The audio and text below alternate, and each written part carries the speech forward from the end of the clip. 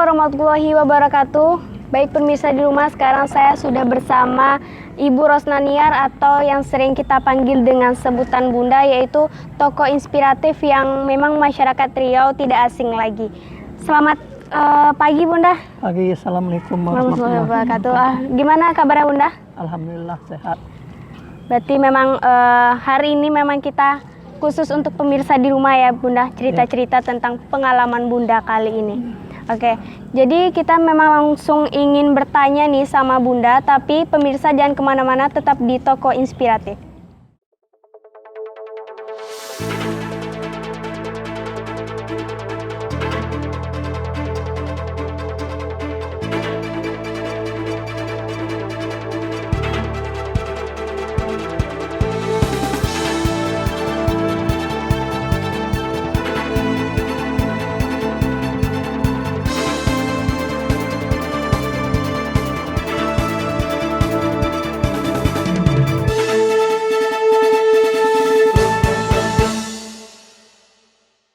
Oke pemirsa, sekarang kita langsung menanyakan mengenai cerita riwayat pendidikan Bunda sendiri Bunda.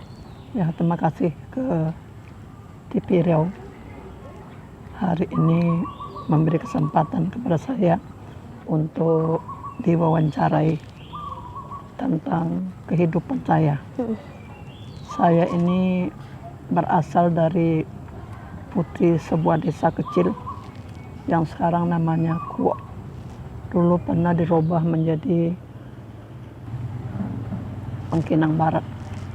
Namun masyarakat kurang senang dengan nama itu. Maka menghadaplah kita ke Bupati agar nama ini dirubah kembalikan kepada nama lama, yakni Kuok. Jadi Kuok itu sebuah nama khusus yang rasanya kita bangga kalau sebut orang Kuok. Kemarin saya pulang ke Kuok. Di tengah jalan saya membaca sebuah tulisan. Tulisan itu Ocu Kuok. Ocu Kuok. Sebetulnya di Kuok tidak ada istilah Ocu. Ya, hanya abang. Karena ada nama Ocu Kuok, saya lihat siapa punya usaha itu. Karena Kuok itu tidak luas, dapat kita kenal orang per orang. Setelah saya baca, ternyata ada sebuah restoran namanya Ocu Kuok. Ada sate kuok, ada Ocu Kuok. Jadi nama ini tersandang kepada saya dan telah melahirkan saya menjadi seperti ini. Jadi desa ini dahulu adalah desa jauh dari kota. Saya belajar di sebuah SD, satu-satunya SD di Kuok. Jadi masyarakat Kuok yang terdiri dari 8 kecamatan itu hanya satu SD, yakni SD 1 Kuok, menyeberang di sebuah penyeberangan yang dahulu penyeberangan itu penyeberangan tradisional. Sekarang sudah dirubah menjadi jembatan. Jembatan ini saya berusaha di tingkat nasional dengan membawa kawan-kawan dahulu ke Kuok melihat jembatan itu, tempat penyeberangan itu. Sekarang lahirlah sebuah jembatan. Jadi tahun 1942 saya dilahirkan di sebuah desa Kuok dari keluarga yang biasa. Ya. Jadi sangat semangat saya waktu itu didorong oleh tokoh-tokoh masyarakat yang membawa saya setiap kegiatan di masyarakat. Kegiatan masyarakat, ada kegiatan sosial. Jadi saya dilatih bagaimana cara berpidato, dilatih bagaimana berdakwah, dilatih bagaimana menyantuni orang-orang susah. Maka saya lahir di situ. Setelah saya berumur 6 tahun, saya masuk SD, tamat SD. Saya sekolah di Bangkinang SMP-nya, yakni di Mualimin. Oh, di Mualimin. Sekarang namanya Mualimin. Dulu saya sekolah sampai kelas 2. Karena muncul PRRI, suatu pergerakan menantang pemerintah pusat, maka sekolah itu ditutup sementara. Maka saya berangkat ke Pekanbaru mengambil sekolah di sini. Ya. Jadi sekolah saya itu melangkau-langkau. Melangkau-langkau ya Bunda. Melangkau-langkau. Jadi cepat tamatnya. Sekolah saya di Pekanbaru sekitar 8 bulan. Masuk tes ke Tanjung Pinang, lulus. Maka saya belajar Tanjung Pinang, sebuah sekolah PGA 6 tahun Tanjung Pinang. Tanjung Pinang. Pakai uang ikatan dinas. Maka ikatan dinas besar pakai dolar Singapura. Oke. Jadi kami sekolah di situ ada memang sedikit, karena yang lulus tes itu sedikit. Ratusan yang masuk, hanya 30 yang lulus, antara lain adalah saya. Maka saya tamatan situ. Begitu saya tamat 2 tahun, maka saya ditugaskan menjadi guru. Maka saya diangkat menjadi guru di Kuok. Setelah selesai mengajar di situ, lanjut saya, kemudian saya sekolah ke Pekanbaru lagi. Di sini saya tamat, maka saya menjadi guru di PGA 6 tahun, Jalan Diponegoro yang sekarang namanya Mendua. Jadi saya merasa bahwa dalam urutan waktu saya bekerja, saya selalu dipakai oleh sekolah untuk mewakili sekolah. Maka saya menjadi guru beberapa tahun, kemudian saya kuliah lagi di UIN. Setelah saya tamat, saya misbar ke UIN menjadi dosen di UIR, karena waktu itu namanya IAIN di Jalan Pelajar. Suami saya bertugas di UIN juga, saya menjadi dosen. Kemudian saya diajak oleh sebuah partai, yakni namanya Partai Golkar, untuk aktif di Partai Golkar Jalan Diponegoro. Begitu saya aktif di situ, saya dicalonkan menjadi anggota DPR.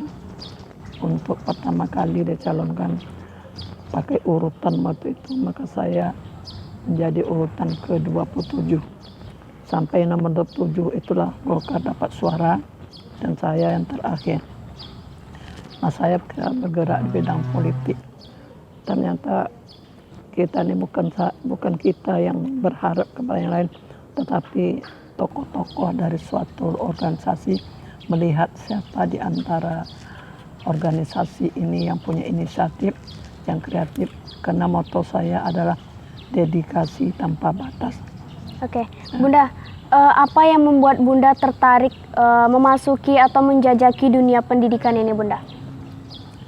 Dunia pendidikan ini lama prosesnya, melalui jenjang politik tadi. Begitu saya dipilih menjadi provinsi, saya duduk di DPR provinsi lebih kurang 5 tahun, tahun 92 sampai 97. Saya menjadi sekretaris di Komisi D. Bersama-sama di Komisi D itu ada Pak Haidir, yang kemarin adalah Ketua DPR, itu adalah komisi saya. Dan saya bergerak ke desa-desa, ke kota-kota, melihat perkembangan daerah, masalah infrastruktur, masalah jalan, seperti jalan ke Bagan Sapi-Api, jalan ke Tamilahan yang dulu kan putus itu. Nah, inilah kita bergerak di situ.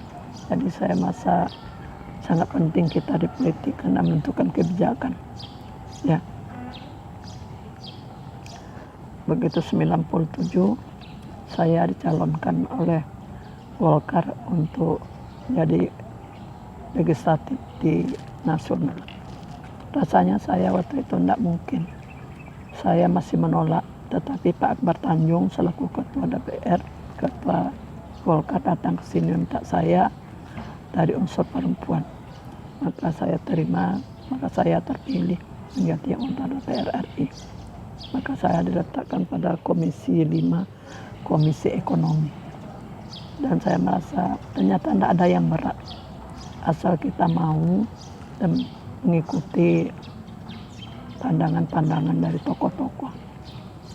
Begitu saya duduk di Komisi 5 di bidang industri dan ekonomi, waktu itu Kepri itu termasuk Riau, maka saya berjualan industri yang ada di Kepri.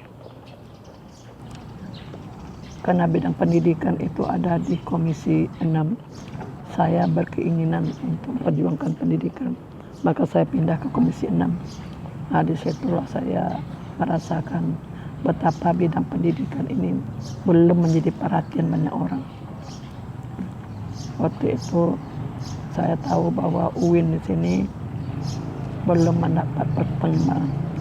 Waktu saya duduk di Komisi 6, kami hearing dan dapat kerja dengan Menteri Agama, Menteri Pendidikan.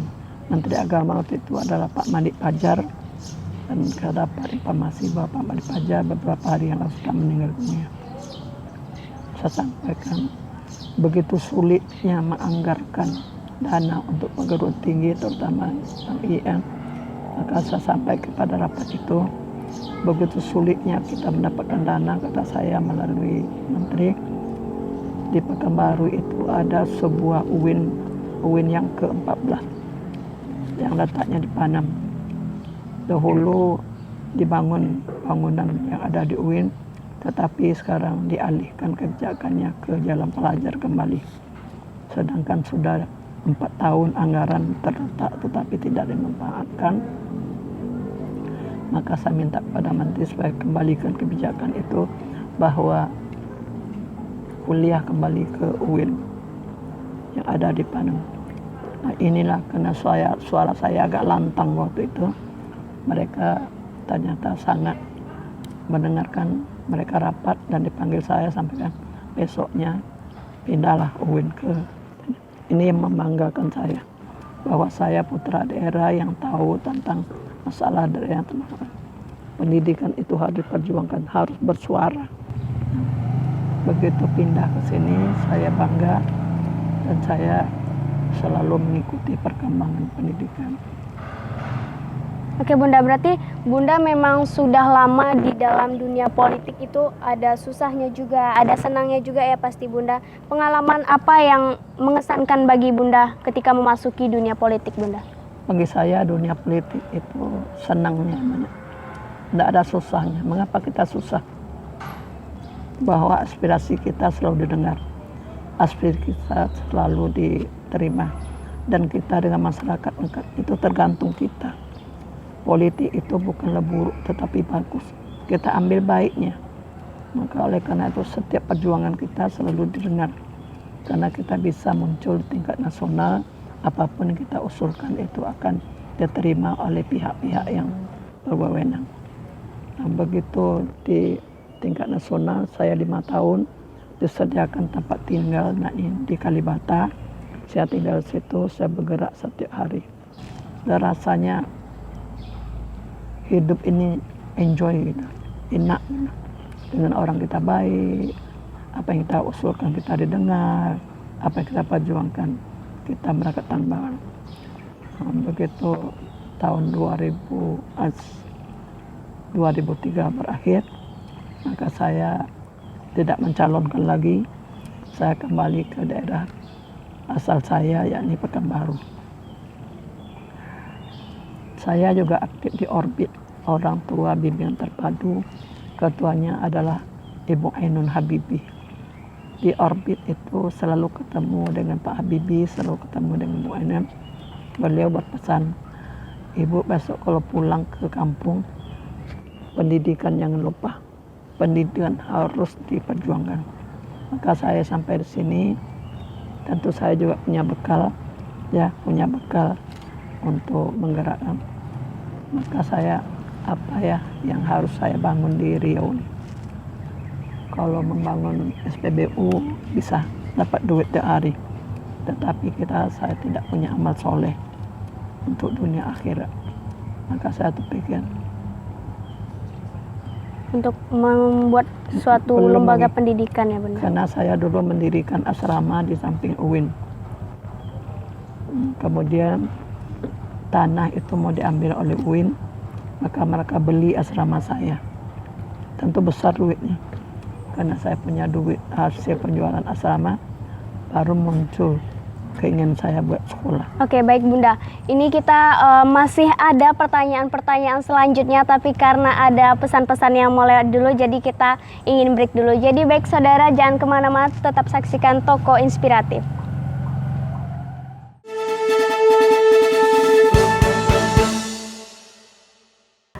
Aku Puji Lestari, MC profesional Pekanbaru. Sekarang kita lagi ada di What's on My Back with TV Riau. Yeay, tolong tepuk tangannya. Nah,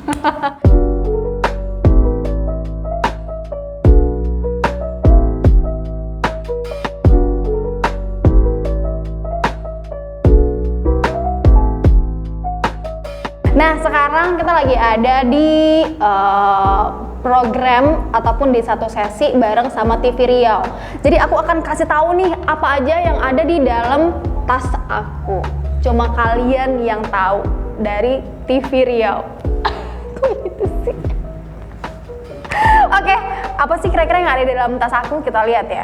Yang nggak pernah ketinggalan itu adalah, karena kita sekarang lagi COVID-19, nggak boleh ketinggalan, itu adalah masker. Tara, mohon maaf, ini maskernya emang warnanya kayak gini bukan karena nggak dicuci, oke? Terus kemudian ada yang nggak pernah ketinggalan, ada dompet kartu, isinya banyak banget, ada KTP, ada ATM, ada SIM, ada kartu kredit, dan juga ada nomor kamu. Terus juga yang selanjutnya ada kunci mobil, biasa ya. Ini kalau misalnya ada yang mau ganti ininya, boleh langsung japri ke aku ya. Terus juga ada duit cash. Nah, nih nggak banyak-banyak, duit cashnya dikit aja. Oke, itu dia untuk isi tas aku. Cuma kamu yang bisa lihat. Jangan lupa nonton TV Riau, nonton TV aja.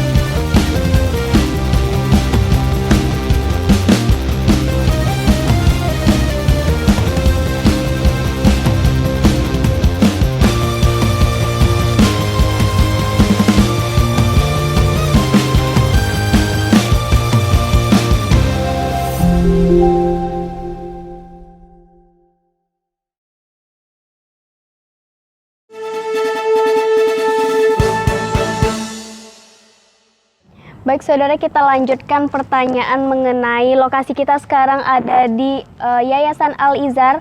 Jadi Bunda, sekarang berhubung kita ada di lokasi ini, Ain mau nanya, sekarang kan Bunda sudah memiliki sekolah bernama Al-Izhar Islamic School ya Bunda. Dan kepuasan apa yang sudah Bunda dapat ketika sudah memiliki yayasan ini? Yayasan ini namanya Yayasan Darun Niswah. Nama asrama Bunda itu Asrama Darun Niswah, artinya asrama putri. Niswah itu perempuan, Darun Niswah kampungnya perempuan, di asramanya putri. Jadi nama itulah yang saya teruskan di yayasan ini, karena asrama itu diambil oleh UIN dan diganti, maka saya dari tanah di sekitar sini. Ini dulu adalah hutan-hutan, tidak ada tanda-tanda kehidupan di sini. Pertama kali saya ke sini. Tetapi firasat saya, ini tanah besar manfaatnya. Walaupun sekarang tidak ada nilai, tetapi pada suatu saat akan diolah menjadi lingkungan yang bernilai. Inilah yang kita nikmati sekarang. Begitu tanah ini saya ajukan kepada yang punya adalah di samping sini. Mereka sangat setuju saya yang beli tanah ini. Memang sudah niat dari awal dia, kalau ada yang beli tanah ini nanti, kalau Pak Ali atau Bu Ros yang beli, mereka serahkan. Saya tanya, mengapa begitu Pak?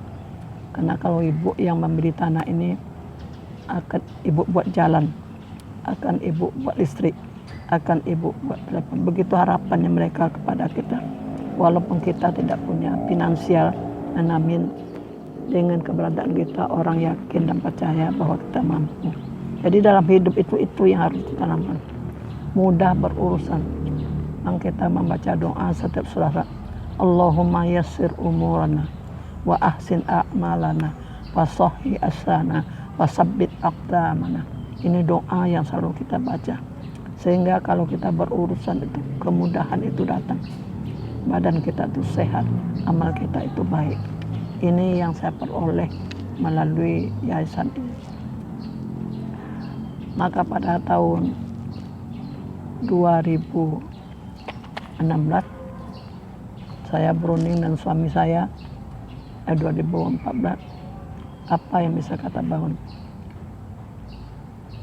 Suami saya memberikan pendapat kepada saya, kalau saya bagus kita bangun sekolah. Sekolah itu amal jariyah dunia akhirat. Nah itulah, ingin membangun, tentu saya mufakat dan rapat dengan tokoh-tokoh dan keluarga saya. Ternyata mereka tidak mengerti membangun sekolah yang disebut IT itu. IT itu orang biasa sekolah negeri, sekolah swasta. IT mereka tidak paham. Maka serahkan kepada saya, maka saya carilah tenaga-tenaga yang ahli di bidang pendidikan.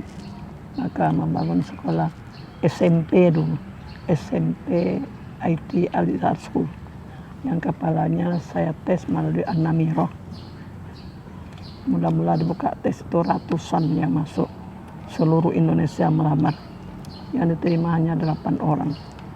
Diterima 8 orang, langsung kita bangun gedungnya baru lantai pertama. Isinya hanya satu kelas SMP 28 orang. Berarti ini awalnya emang SMP ya Bunda ya? SMP 28 orang. Cari guru, kita cari guru-guru yang berkualitas. Kita seleksi, maka belajarlah di sini.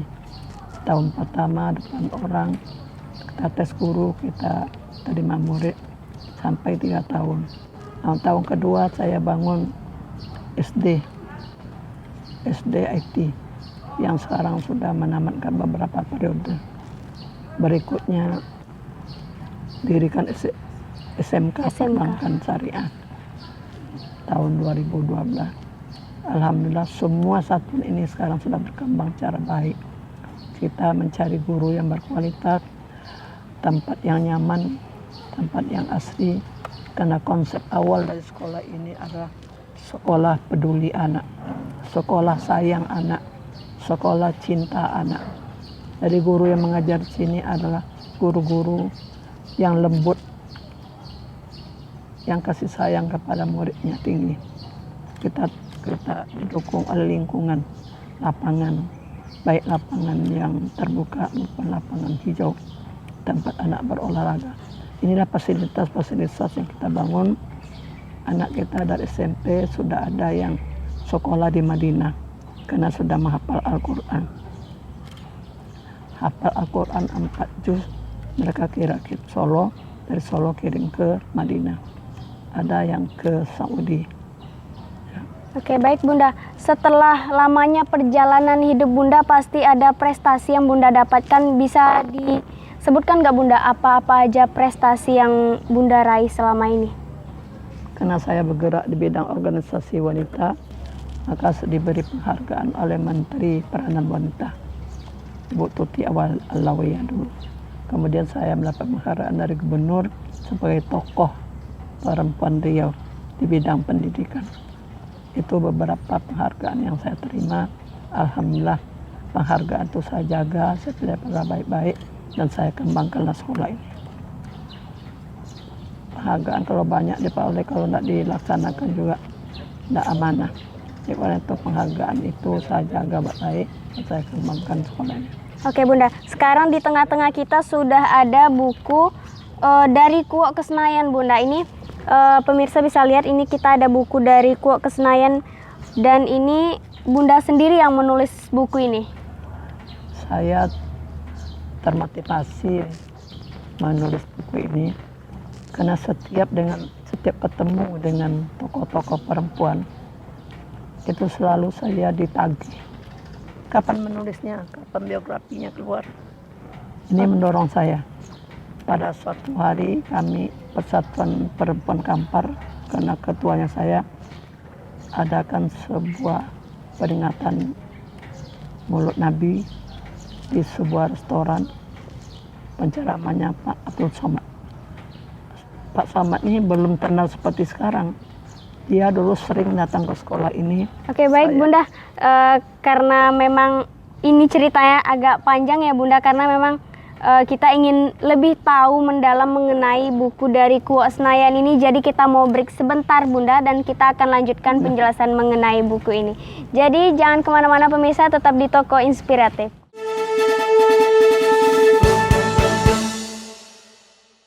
Hello, my name is Vino Yata and I'm 17 years old. Karena aku tergabung ke generasi GMT, generasi menolak tua. Ada yang sama, ada yang sama, ada yang sama. Okay, welcome to my activity with TV Riau.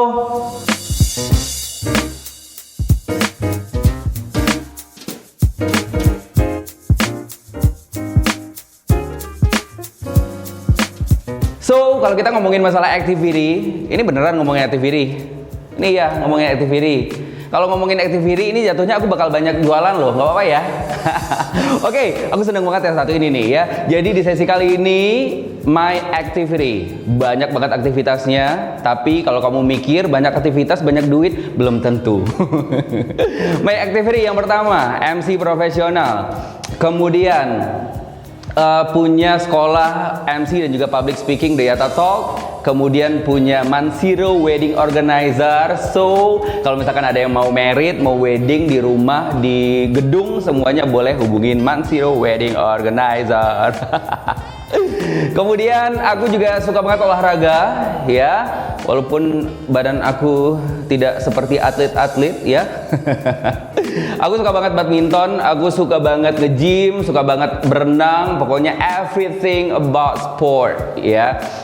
Ya, aku suka banget traveling, aku suka jalan-jalan menghilangkan stres yang luar biasa. Kalau misalkan ditanya nih destinasi favorit, aku suka everything about nature ya, yang berbau alam aku suka banget, mulai dari Bali, kemudian pegunungan, Bukit Tinggi aja aku suka banget loh.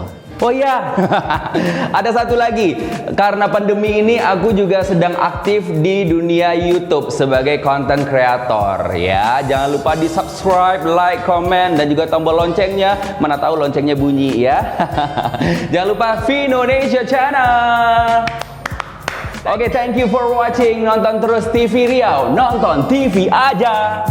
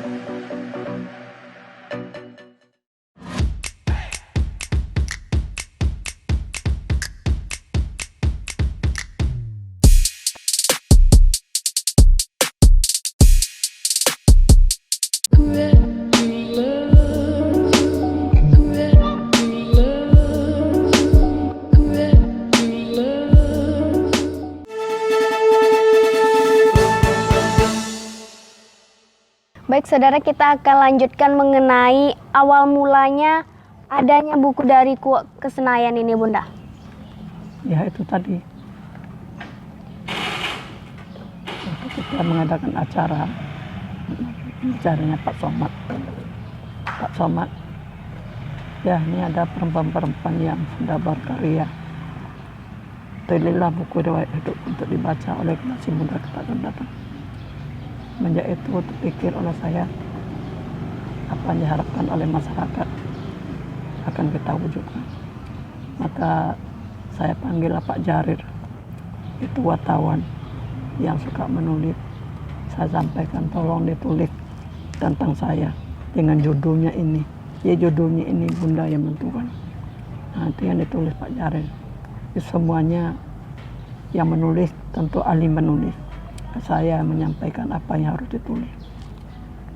Berarti ini memang judulnya dari Bunda sendiri. Judulnya dari Bunda sendiri dan Bunda curahkan apa melalui ini dan perjalanan Bunda selama ini ya.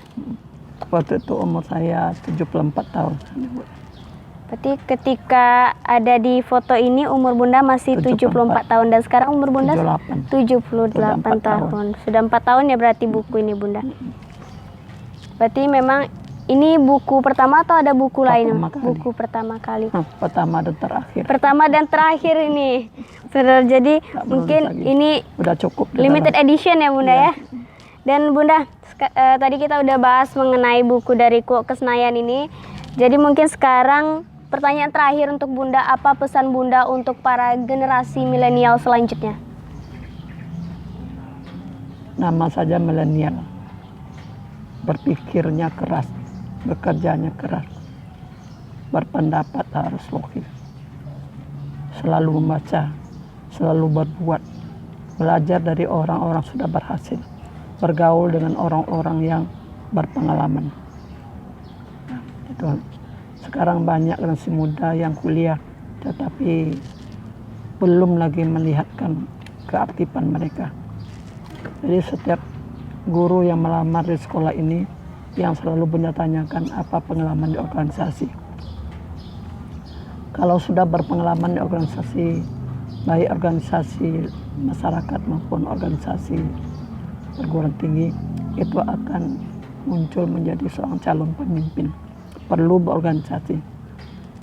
Berorganisasi bukanlah menghambat perkuliahan, tetapi memberikan motivasi kepada perkuliahan.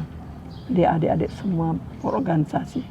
Organisasi jangan menghabiskan waktu, tetapi bagaimana menuangkan pemikiran kepada organisasi dalam mana membentuk generasi muda akan datang. Berarti memang organisasi itu sangat penting ya Bunda bagi kaum muda. Dan juga Bunda terima kasih sudah menemani waktu saya dan juga sudah memberitahu apa aja perjalanan hidup Bunda selama ini. Oke Bunda, terima kasih sebelumnya karena sudah bagi-bagi waktu untuk pemirsa di rumah. Baik pemirsa, sekian dulu Tokoh Inspiratif kali ini. Saksikan Tokoh Inspiratif selanjutnya. Salam jumpa TV Riau.